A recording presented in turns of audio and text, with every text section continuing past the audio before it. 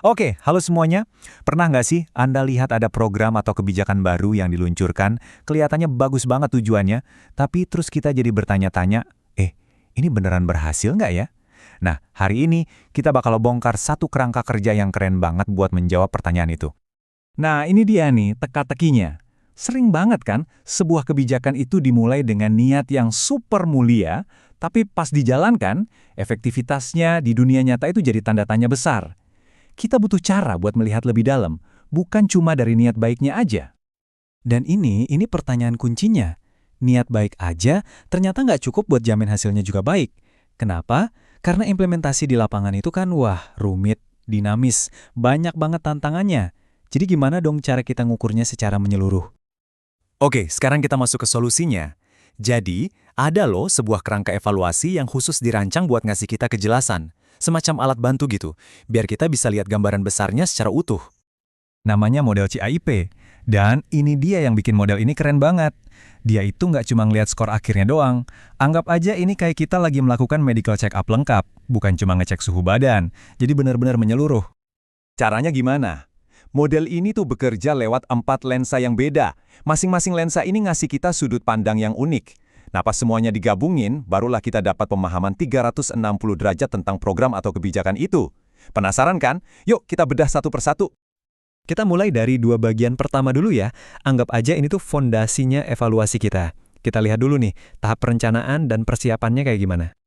Oke, lensa pertama, konteks. Bagian ini tuh ngajak kita buat mundur selangkah dan nanya, kenapa sih dan buat apa kebijakan ini ada? Coba deh kita bayangin, misalnya ada program buat ningkatin literasi di sebuah kota. Nah, evaluasi konteks ini bakal ngegali lebih dalam lagi. Untuk contoh program literasi tadi, dia bakal ngecek, ini masalah utamanya beneran karena kurang buku? Atau jangan-jangan metode ngajarnya yang kurang pas? Terus program ini udah nyambung belum sama kurikulum nasional? Intinya, di sini kita mau mastiin kalau tujuan yang kita buat itu benar-benar nyambung sama kondisi nyata di lapangan. Jadi intinya apa?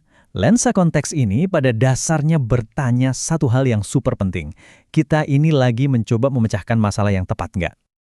Oke, setelah kita yakin kita ada di jalur yang benar, lensa berikutnya adalah masukan atau input. Nah, di sini fokusnya itu ke semua sumber daya dan rencana strategisnya. Di bagian ini, kita ngecek kesiapannya. Ini tuh kayak checklist kesiapan program lah. Balik lagi ke program literasi kita tadi, pertanyaannya jadi kayak gini. Dananya cukup nggak buat beli buku? Gurunya gimana? Udah kompeten dan dapat pelatihan belum? Strategi distribusinya udah oke? Semuanya dicek di sini. Pokoknya, sebelum programnya jalan, kita harus yakin dulu nih kalau program ini tuh udah bersenjata lengkap dengan semua yang dibutuhin buat berhasil. Baik, fondasi dan persiapan udah kita bahas. Sekarang, kita lanjut ke bagian yang nggak kalah seru. Gimana CIPP mengevaluasi pelaksanaan di lapangan dan tentu aja hasilnya.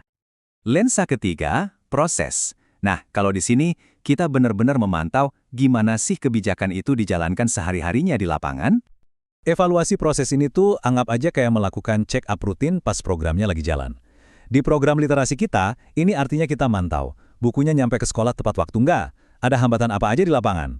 Guru-gurunya ngikutin panduan metode ajar yang baru nggak? Komunikasinya lancar? Ini benar-benar monitoring real time.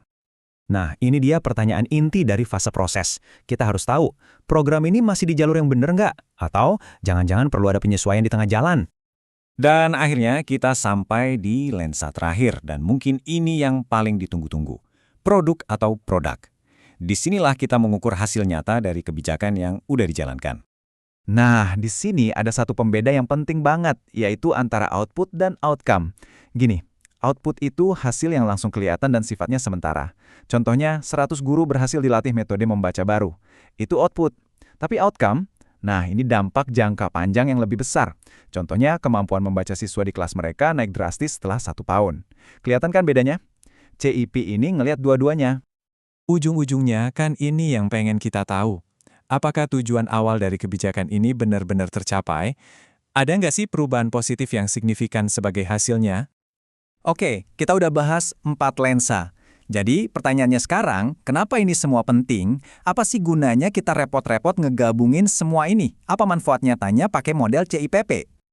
Jawabannya satu, CIPT ini ngasih kita gambaran utuh. Ini kekuatan terbesarnya. Kita jadi nggak cuma tahu apakah sebuah program berhasil, tapi juga kenapa atau kenapa nggak berhasil. Kita bisa lihat ceritanya secara lengkap, dari A sampai Z, dari perencanaan sampai dampaknya. Nah, dengan gambaran utuh itu, kita jadi bisa ngelakuin banyak hal. Kita bisa nunjuk dengan tepat mana sih yang berhasil dan mana yang kurang. Ini bikin kita bisa terus belajar, memperbaiki diri, dan akhirnya bikin kebijakan yang jauh lebih baik dan lebih cerdas di masa depan. Ini tuh alat buat perbaikan yang berkelanjutan. Sebagai penutup, saya mau ninggalin satu pertanyaan buat Anda. Coba deh pikirin sebentar. Program atau kebijakan apa di sekitar Anda, di komunitas, di tempat kerja, atau bahkan di negara kita, yang kayaknya butuh banget dievaluasi pakai pandangan 360 derajat ini? Kira-kira apa ya yang bisa kita pelajari dan perbaiki kalau kita coba lihat lewat 4 lensa CIIPP tadi?